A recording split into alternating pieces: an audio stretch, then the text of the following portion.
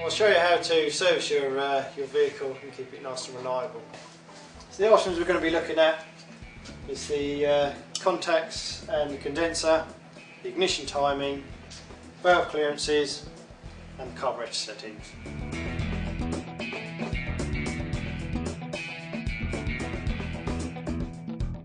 Right, this next section is carburettor and how to tune it. Now, there's one really important thing you need to check first, is the wear in the carburettor spindle. And this can be done by slightly opening the throttle and moving it from side to side. And what you'll observe is a lot of play between the mechanism and the body. Now this tells me that the spindle's worn.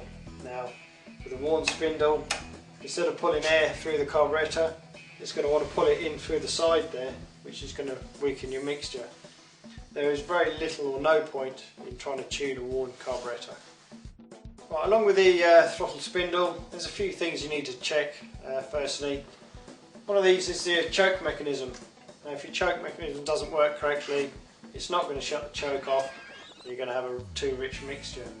So what you need to do, just open the throttle, making sure the choke is closed as it is now. There's an ignition on the vehicle, and this will take 2 or 3 minutes. There's a little heating element inside here. Now this will heat a bimetallic strip which will open the choke. And while you're waiting for that to warm up, there's a couple of other things you can do. You can check your idle solenoid. Now this is a electromagnet. One way of checking your idle solenoid's working is disconnect and reconnect the wire with the ignition on.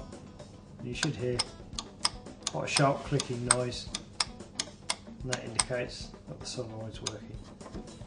The other thing to check is the accelerator pump.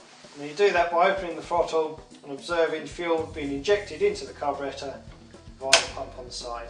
So you just get a small squirt of fuel, and then you know that works fine.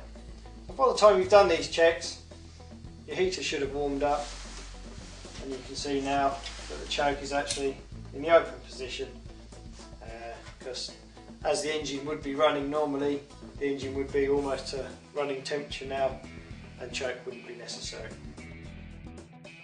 So to finish, my name's Neil Oakley from caresofcrowborough.co.uk, and if you have any questions then please email inquiries@caresofcrowborough.co.uk. Thank you.